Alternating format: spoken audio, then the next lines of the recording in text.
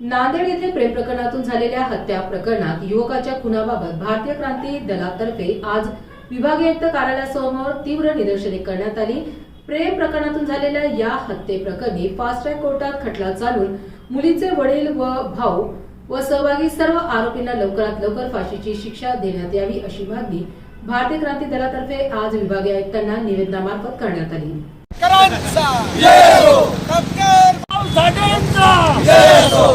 Doctor Babasaheb आंबेडकरांचा, महात्मा ज्योतिबा फुल्यांचा, छत्रपती शाहू महाराजांचा, लोकशाही अण्णाभाऊ साठेंचा,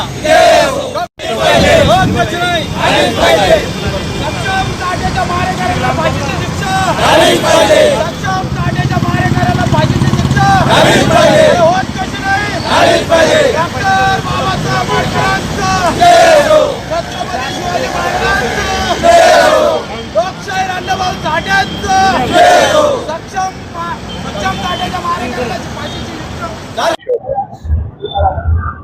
जिल्हा नांदेड हदगाव या ठिकाणी प्रेम प्रकरणातून सक्षम ताटे या युवकाची निर्घुण हत्या करण्यात आली। सक्षम ताटे हा अनुसूचित बौद्ध समाजाचा होता आणि समोरची मुलगी ही वेगळ्या जातीची होती। या माध्यमातून निदर्शनाच्या माध्यमातून असं सांगणं आहे की या देशामध्ये आणि महाराष्ट्रामध्ये आजही सर्वात सारखे खून प्रकरण हे वास्तवामध्ये घडत आहेत। तसं पिक्चर मध्ये दिसतं तसंच आज हे वास्तवामध्ये घडत आहे।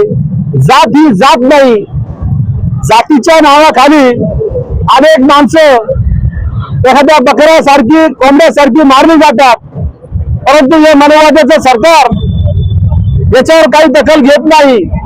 माननीय मुख्यमंत्री साहेबांकडे गृह खातं आहे, या महाराष्ट्राचे मुख्यमंत्री आहे, परंतु त्यांच्या कार्यकाळामध्ये आतापर्यंत अनुसूचित जाती जमातीच्या लोकांना बेशुद्धपणे मारण्यात आले, त्यांच्या निर्घुण हत्या करण्यात आल्या।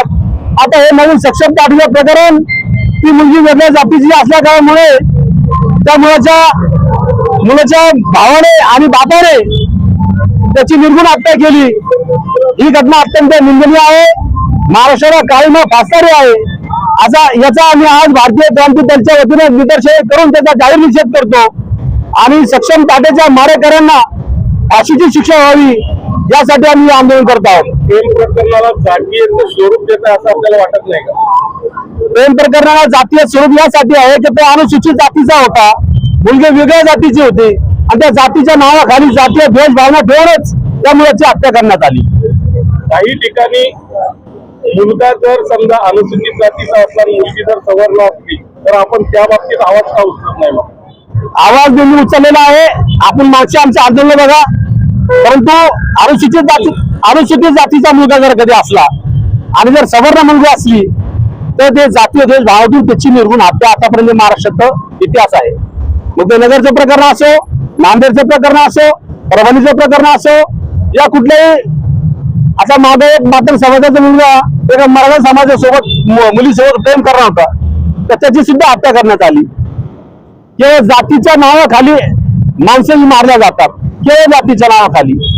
आज आपण या आज महाराष्ट्रामध्ये बघतो, आज आपण लोक चंद्रावर चाललेत आणि आज खाली बघितलं ते अशा घटना घडत आहे। याला जबाबदार फक्त माननीय मुख्यमंत्री देवेंद्र फडणवीस आहे। विधानसभेचं अधिवेशन चालू आहे, याबाबत काही कठोर कायदा करण्याची मागणी मुख्यमंत्र्यांकडे आपण करणार। आम्ही आजच्या अधिवेशनामध्ये त्यांना कठोर करण्याची मागणी, त्यांना शिक्षा कठोर व्हावं आणि जर कायदा करण्यात यावा यासाठी आम्ही अशी मागणी करणार आहोत। आम्ही संपूर्ण महाराष्ट्रामध्ये भारतीय क्रांती दलाच्या वतीने संपूर्ण जिल्ह्यामध्ये सर्व सामाजिक संघटना सोबत घेऊन याच्यावर आंदोलन उभा करणार।